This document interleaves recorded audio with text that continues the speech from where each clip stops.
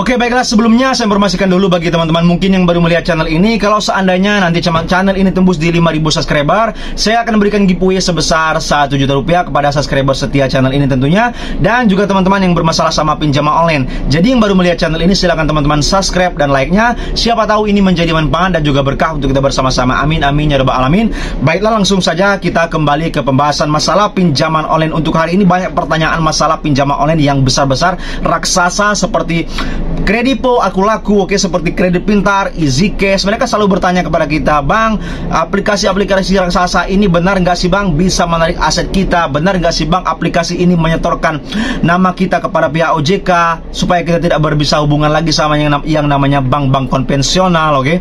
Mereka bertanya seperti itu. Saya akan jelaskan, memang resiko-resiko, dampak-dampak terjadi kalau memang kita sudah tidak sanggup lagi membayar pinjaman online. Pasti 100% nama kita, oke, terjadi skor kredit kita macet, oke.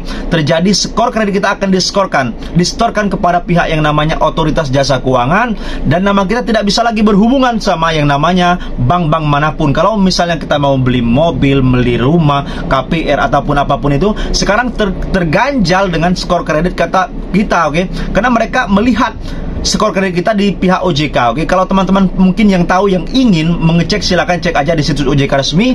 Itu ada oke, nama teman-teman kalau seandainya sudah terjadi skor kredit macet.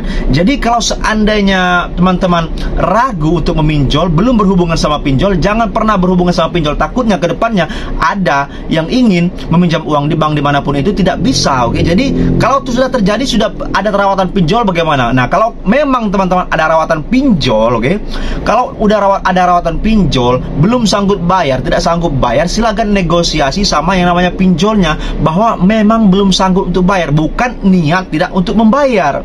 Ini banyaknya salah kaprah, takutnya para pinjol-pinjol ini, oke teman-teman, para pinjol-pinjol ini katanya para nasabah ini tidak mau membayar, padahal baru telat mungkin 3 hari, baru seminggu, ataupun baru 2 minggu sudah dikatakan tidak mau membayar, bahkan sudah diintimidasi, dimaki-maki, dicaci-caci.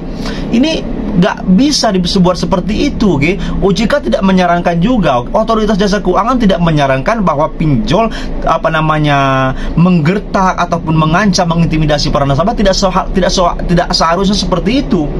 Seharusnya mereka tanya baik-baik, oke. Apalagi belum sampai yang namanya TWP 90, oke, tingkat prestasi di atas 90 hari itu belum sampai. Seperti itu.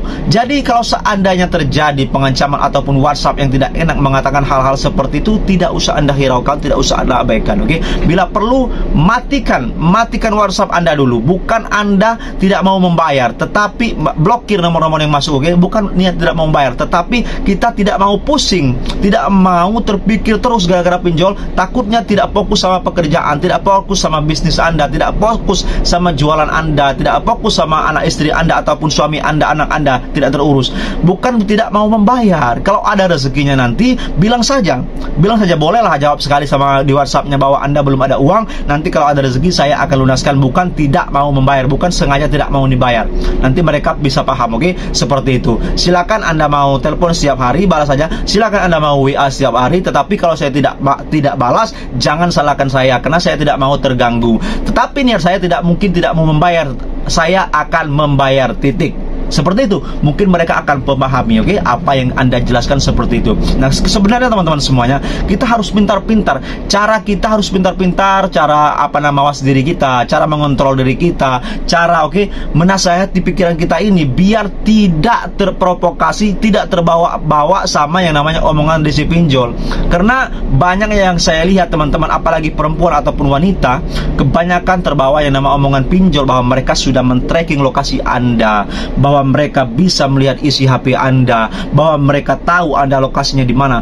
Itu cara mereka, trik mereka supaya Anda cepat membayar. Mau bagaimana kita mau cepat membayar kalau seandainya uang di kantong, di tabungan kita saja tidak ada? Mau bagaimana? Siapa sih yang nggak mau bayar hutang pinjolnya? Pasti ingin membayar semuanya. Tetapi dengan dampak ekonomi mungkin keadaan yang belum ada, mau bagaimana lagi? Terpaksa galbay untuk sementara waktu. Galbay itu dalam artian gagal bayar, bukan tilbai atau tidak mau bayar, seperti itu. Oke, beda tidak mau bayar sama gagal bayar, itu beda artiannya. Kalau gagal bayar sementara wajar, siapa tahu nanti kedepannya ada uang, ada rezeki, bisa kita lunaskan, bukan tidak mau membayar. Oke teman-teman, mungkin paham apa yang saya jelaskan, supaya kita berharap kepada, semoga saja kita berharap kepada Allah Subhanahu wa taala, Tuhan Yang Maha Esa, rezeki kita bisa dilimpahkan, diturunkan dari atas, dari langit, dari bawah, dari bumi, dari kiri, dari kanan, dan bisa melunaskan permasalahan pinjol ini. Amin amin ya rabbal alamin. Jadi ini saja yang bisa saya sampaikan, semoga saya ini bermanfaat. Siapa tahu ini bermanfaat, silakan share ke teman-teman yang lain, siapa tahu bermanfaat juga. Oke, wabillahi taufiq wal hidayah. Wassalamualaikum warahmatullahi wabarakatuh. Berjumpa lagi esok hari. Terima kasih.